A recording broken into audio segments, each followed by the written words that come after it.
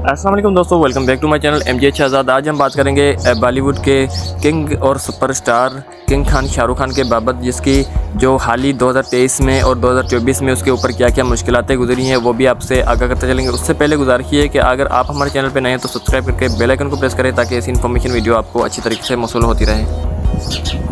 शाहरुख खान के मुताबिक पहली न्यूज़ ये है कि भारतीय मीडिया की रिपोर्ट के मुताबिक शाहरुख खान को जिस्म में पानी की कमी की वजह से उसकी जो तबीयत ख़राब हो गई थी, उसको अहमदाबाद के KP अस्पताल में दाखिल कराया था। ताहम इब्तदाई तबी इलाज के बाद शाहरुख खान को अस्पताल से छुट्टी दे दी गई। शाहरुख खान ने मंगल को अहमदाबाद में IPL मैच देखा। मैच ख़त्म होने के बाद वो रात को देर से मकामी होटल में पहुंचे थे, जहां उनकी शानदार इस्तकबाल किया था।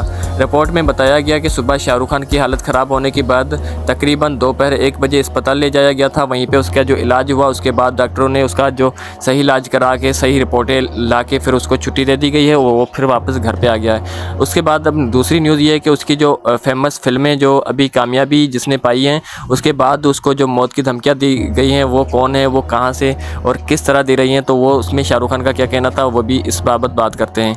शाहरुख खान के साल 2023 के इख्तिताम हिदायतकार राजकुमार बेरानी की फ़िल्म डंकी से हुआ, जिसने बड़े पर्दे पर खूब धमाल मचाया और उन तीनों फिल्मों ने मिलकर एक साल में 2500 करोड़ का बिजनेस किया। मीडिया रिपोर्ट्स के मुताबिक ट्रेंड एनालिस्ट रमेश बाला का बताना है कि बॉलीवुड किंग शाहरुख खान एक साल में 250 करोड़ कमाने वाले पहले भारतीय अदाकार बन गए हैं।